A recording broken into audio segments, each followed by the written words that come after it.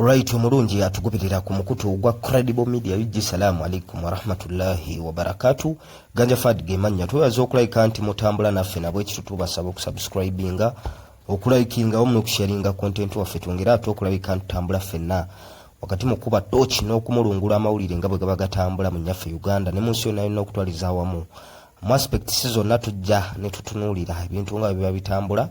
So naku olwaleero tuzza okulayika nti tutunuulira story going viral ku social media zonna ya mutabani wa Dr. Jose Chameleone Abba Makasi Mayanja okuvaayo okwogera ku mbeera ya kitaawe. Jukira nti week ewedde Dr. Jose Chameleone oba oliawo yafuna ataaka ne bamurashinga okumutwala mu ddwaliro Nakasero gyali mu kufuna obujjanjabi.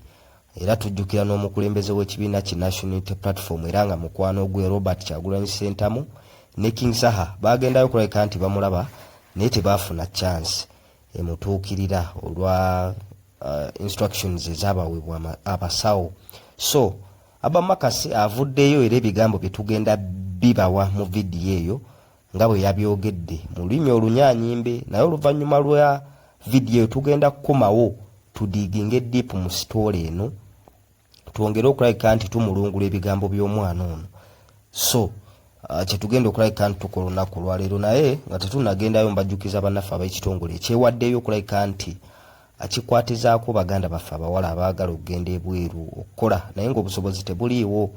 Babayambako ne financial aid, passport olina toyina, ebyo byonna babikuteekamu ne input yenna, then bw'otandika okukola ne mwesotinga nga muba mutegeeraganye.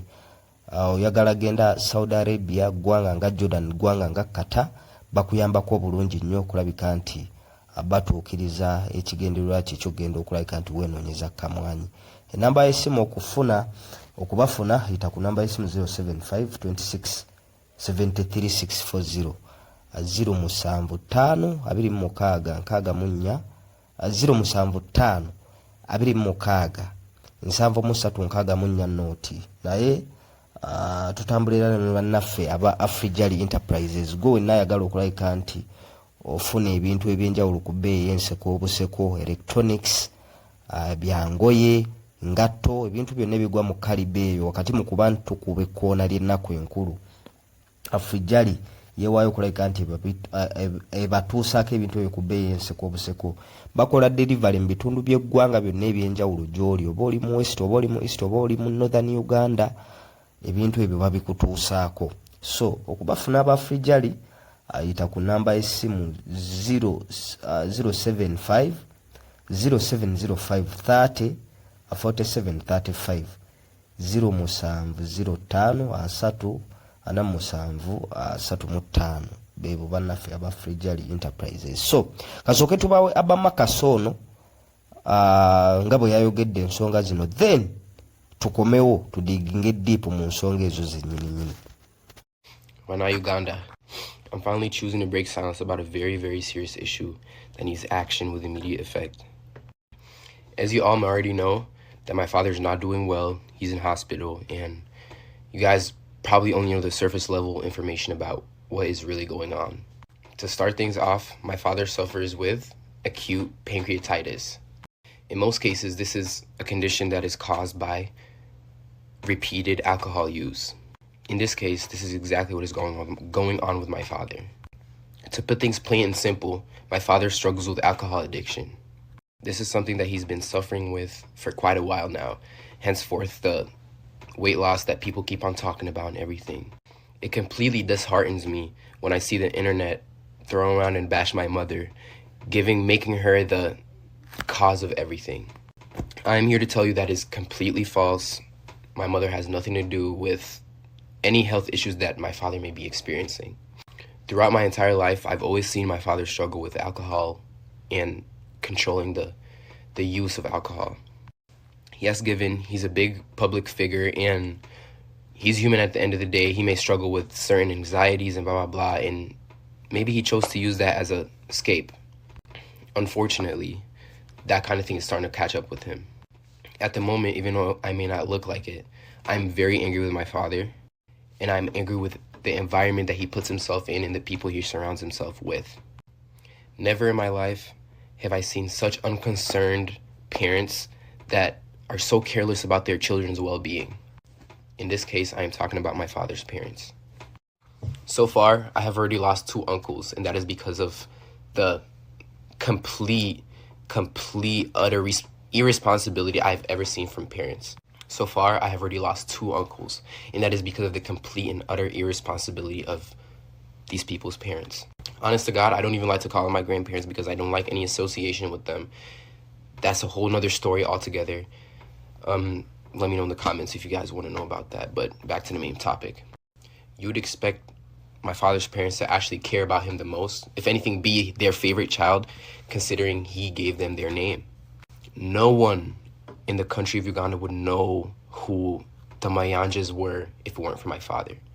The people around my father do not care about his well-being and do not have his best interests at heart. His friends, if they were actually his friends, my father would not be in this circumstance. They don't actually care about him. They just care about the monetary value he brings to them. The point of this video is I want to bring the truth out to the people that care about my father, all his fans, all his supporters, all his people. I want you all to know that if my father continues this pattern, according to the doctors, he has 2 years left. And this really disheartens me because this is my father I've known him my entire life. I know him better than anybody on earth, even the people that listen to his own music. We need to work together to get my father the help he needs. As for my personal issue, I am very, very infuriated and angry with my father because I feel like he is making selfish decisions. I have 4 siblings and my father still needs to be alive to take care of my siblings. He has been told time and time and again from his doctors, from his healthcare professionals, that this is a habit that needs to slow down in order for him to have a long life with longevity and happiness and whatever. It angers me to see that him knowing this, he still continues to pick up the drink and ruin his pancreas. That is why I'm on here asking for everybody's help. I want all his supporters, all his fans, everybody that enjoys my father's music, even if you may not like him, even if you may not agree with the things he's done. Even myself agreed that he's a very, very flawed human being. He's a very flawed man. But at the end of the day, God put us in this world to love everybody. I'm asking everybody on here to hold him accountable. At the same time, by all means, I'm sending this message not in a negative way, not out of negative heart. It's a completely human thing to struggle with addiction or substance abuse. This is not a call for embarrassment. This is not a call for you to go and embarrass people or embarrass my dad for depending on substance. This is a call for help yet again. We need to collectively come together and help him if we want to keep him on earth longer. For the sake of music, for the sake of your favorite artist, and for the sake of us, his family. His true family. I want everybody to be all up in his comments, or however, if you know him, if you're in contact with him, if you meet him outside, if you meet him at a bar, I want you to let him know that people love him and people want him here. And the promoters that selfishly book him, despite him not being in physical condition visibly, you know what's coming for you. It's so crazy to me that other people would see a human working to the point of to a breaking point, and they still book him for shows. It's so clearly visible that my father's not doing well health-wise, and these promoters still continue to book him and use him as a workhorse because, again, it's about monetary value. To reiterate, anybody and anyone that even cares a little bit about my father's well-being, please speak out, hold him accountable, and let's do what we can. He's given so much enjoyment and happiness to Uganda as a country and given it so much recognition. I feel like personally this is our way of giving back. Let's help him out. Thank you for listening, and I hope you can carry this message with you. Disclaimer, anybody with bullshit in my comments, anybody talking to me crazy in my comments, you will get blocked, and I put that on my mother. Alright, ye mutabani wa legendary Dr. Jose Chameleone Aba Marcus bwe yavuddeyo okulabika nti atangaza ku mbeera ey'obulwadde bwa kitaawe n'akubira ne bannayuganda ab'enjawulo okuvaayo okulabika nti bayimirira ne kitaawe okuvvuunuka embeera gy'alimu. Oba oli awo mu kwogera kw'omutabani ono alina abantu ba Breminze, omuli bajjajjaabe, omuli abantu abeetoolodde Dr. Jose Chameleone n'abo ba promoters abamubuukinga nga balabira ddala nti embeera yo oba oli awo tennaba kulabika nti becoming stable omuntu ono oba Dr. Jose Chameleone okuddamu okuperforminga ku kivvulu kyonna. Jjukira nti omwaka guno gwennyini nga gutandika era tujjukira Dr. Jose Chameleone yafuna ekizibu ne bamuddusa mu ddwaliro nga biwala ttaka n'avaamuko n'agendako oba oli awo kuwumulako mu ggwanga lya US era twamulabako ne abamakasi bano. So Abba omulanga gwe nga newankubadde abantu abamutuulira amaloboozi ag'enjawulo agavaayo okumubuleminga ng'omwana asereddemuko ku lulimi bw'ataakinzeemuko ku bazadde ku bakadde b'abazadde be oba bajjajjaabe n'agamba nti bano talina nkolagana nabo era teyeetaaga kubeera na nkolagana nabo mu mbeera ezifaananako bwe zityo. So kyo nno kimuleetedde okulabika nti abantu bangi nnyo bamubuleminga naye twagala tutunulire ekinyusi ky'omwana ono lwaki ayogedde ebigambo bino. Abba yavuddeyo n'agamba nti kitaawe yeetaaga obujjanjabi obuli serious, yeetaaga bannayuganda ab'enjawulo abawagizi be n'abantu abamukkiririzaamu okuvaayo okulabika nti bayimirira naye mu kaseera kano.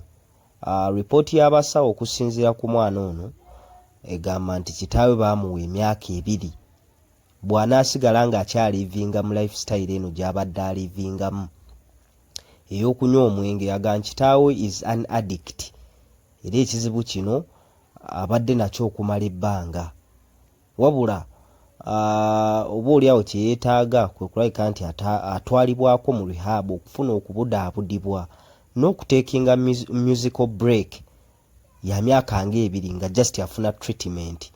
Kuba bw'otunula Dr. Jose Chameleone ne bayimbi banne bwe bali mu age bracket yemu omuli Bobby Wine omuli Bebe Cool ne bwe batunula obutunulizi physical appearance yaabwe n'otunula ne Dr. Jose Chameleone n'ekifaananyi mwalabikira emyaka gy'alina n'entunula gy'atunulamu kisiga ekifaananyi ku mwana ono kyagezaako okulabika nti ayogerako. Breminze bajjajjaabe ekyo ndowooza era kyekimu ngira bwe mbagambye nti kyekimuviiriddeko oba oli awo okufuna negativity ku social media naye tetwagala eyo okutunulayo nnyo wabula tutunulire mwana ki kyagezaako okulabika nti ajjayo mu kubleminga bajjajjaabe agambe nti Mayanja family nga Mayanja family eri erinnya teryandibadde kye liri mu ggwanga oba teryandibadde vibrant oba teryandibadde teriwulirwa senga si Dr. Jose Chameleone. N'agambye obulagajjavu bwa bajjajjaabe bwaleetera ba anko be omuli AK47 ndowooza babadde agezaako okutegeeza ne yakafa wano recently Humphrey okuluzinga obulamu bwabwe mu mbeera ezifaananako bwe zityo. Blame agitadde ku bajjajjaabe naye ebyo ndowooza tekyandibadde kikulu nnyo mu gundi ku mulamwa gwaliko. Omulamwa gwaliko gwe gw'okulabika nti ayita bannayuganda gavumenti okutwaliza awamu abantu aba treasuringa Chameleone oba abamutwalanga ekyomuwendo. By the way, when it comes to Uganda's music industry, Chameleone ono mu muli gw'amaanyi nnyo oba mpagi Ssedduge. Sina Uganda yokka, East Africa ne Africa at large. Ng'era bwe tuzze tulaba nti tufuna amaloboozi mangi nnyo agakkaatiriza oba agakakasa nti Chameleone yandiba nti ye greatest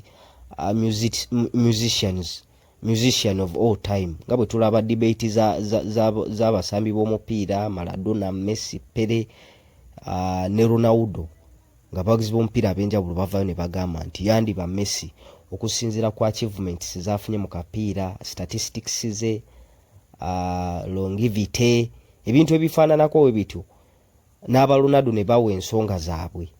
So ne Uganda wano bantu bangi nnyo abavaayo ne bakisimbako amanyo nti Dr. Jose Chameleone ye greatest musician of all times oba ye GOAT wa music industry ye Uganda naye ngera bw'otunira byakoze mu music industry longevity ne trend gye baleeta ojjukira nti abaana bano bwe bajjira mu myaka gya late 90s ne early 2000 twalaba nti waliwo abayimbi ba Kadongo Kamu abayimbi ba bandi nga nabo bagezezaako okulabika nti bawanika omukono Eagles Production naddala naye nga music w'abakongo yali akyalimu. So abaana bano baleeta ekintu nga kipya showbiz ne music nga mpya bannayuganda babadde tebamuwulirangako wa style ezifaananako bwe zityo ne bawamba era ne batwala music industry ye Uganda maaso era nga abayimbi bangi nnyo kati abato abalabidde ku bakulu bano. So oli bw'avaayo Dr. Jose Chameleone n'amuyita GOAT oba greatest of all times mu music industry ye Uganda, ekyo oyinza obutakibuusa maaso era oyinza okukkiriziganya naye. So mu mbeera ezifaananako bwe zityo Chameleone bw'abanga atuddemu eyo entebe kitegeeza aba asset mu ggwanga lino. Chameleone bantu bangi nnyo abamulyako era ebimu ku biruma omwana ono Abba Makasi be bantu abeetoolodde Chameleone omuli ba managers be bakola mulimu ki omukulu nga mutima basiima ogenze bwe kiba nti Dr. Jose Chameleone atuuka okuperforminga ne tumulabira mu kifaananyi mwe tuzze tumulabira mu mulimu gwammwe ki bwe kiba nti abasawo baavayo ne bagamba akyuse mu lifestyle ye bwe guba mwenga agwesonyiwe n'asigala nga yeesiwa amagengere mwenga mutunula butunuzi kyokka ate wakati mu kutunula abamu ku basinga omufunamu financially wabula ate ne mutatwala buvunaanyizibwa bwammwe ku reactinga kugamba nti nedda bwe kiba nti abasawo mukama waffe baamuwa emyaka 2 lwaki ta taking a musical break lwaki tetuteekawo embeera ne buba ya kumufoosinga ne bamutwala mu rehab ne bamutwala mu kuwummulako obulamu bwe ne busobola okulabika nti budde engulu. So wakati mu kuba nti Chameleone alivinga nga bw'alivinga abantu abamulyako batunula butunuzi bibimu ku biruma omwana ono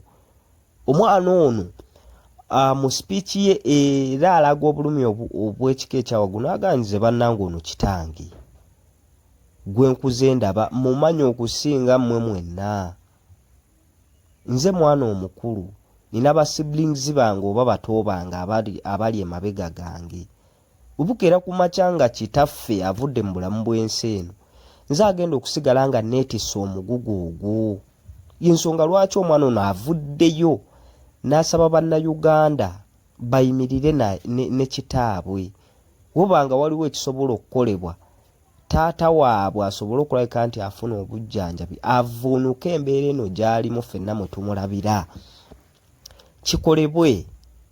So ye konsaani y'oyo omwana tuleme kutunuulira nnyo biri simanyi yalumbagatanye bajjajjaabe simanyi biki tetuganye ayinza okuba yaseeredde ng'omwana naye ono omwana muto akyasobola okulambikibwa akyasobola okwogera n'awulira oba oli awo enkolagana wakati we ne bajjajjaabe neddayo kuba famire guba mugongo era omuntu yenna yeetaaga famire omuntu yenna ateekawo embeera eyo y'okulabika nti ajjawo enkolagana ye ne famire aye ensi eyinza obutakutambulira bulungi kitegeeza nti famire agyetaaga naye ekyo kinaaba kyalulala netusooke tutunuulira obulumi bw'omwana ono bwe tuba tusooka okutunuulira tulabe what could be the way out eya Dr. Jose Chameleone okuva mu eno embeera mwali kuba abawagizi ba Chameleone am sure bakyamwagala omulabako emyaka emirala 20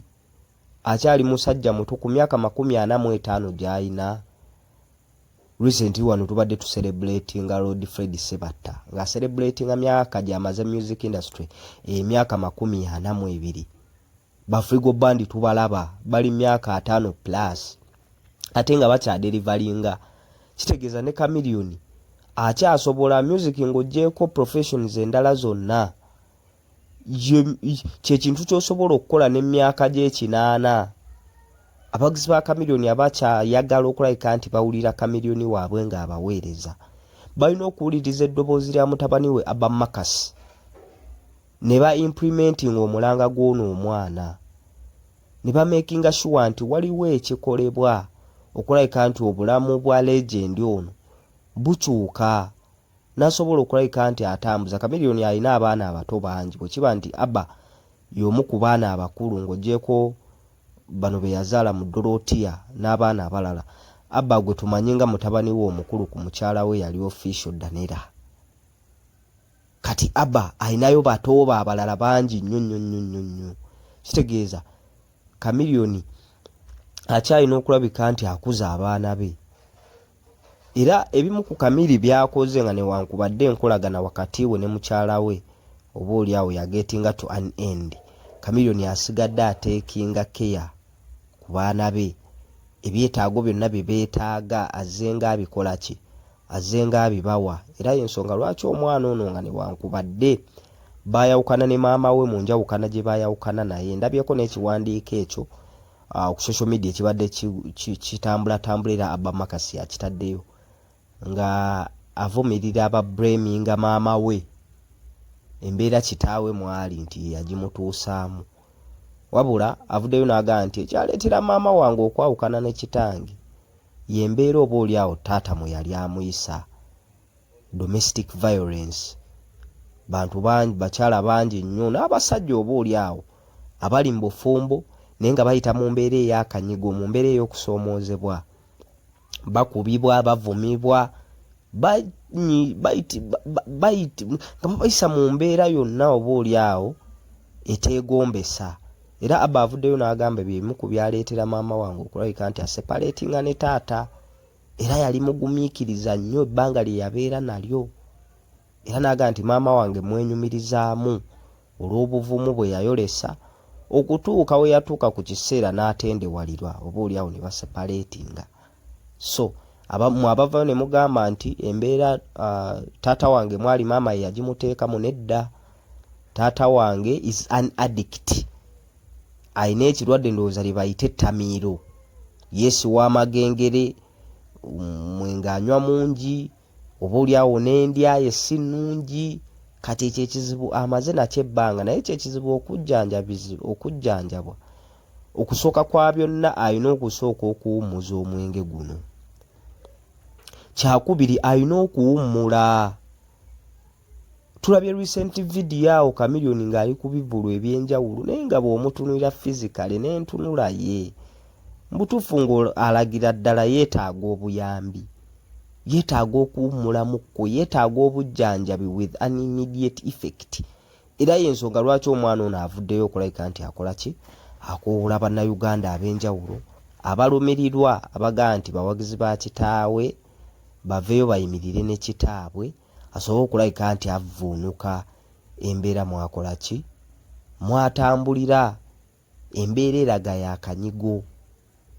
So abavuddeyo okulabika nti bablaminga Abba Makasi nkakasa bulungi nnyo nti mu bigambo byayogedde tulondemu positives ezigenda okulabika nti zitaasa obulamu bwa legend. Era legend ono twamulabyeko wiiki ewedde nga bamurashinga kumutwala mu ddwaliro Nakasero nejjakyali mu kaseera kano. Tetwagala nnyo tutunuulire bintu birala oba biboozi birala bitambulira ku mbeera ya Dr. Jose Chameleone nga bwe tubiwulira. Simanyi si mulwadde, eriyo omukyala amubanja yamuleetedde okwekuyuka mu ddwaliro. Si bye twagala tutunuulire.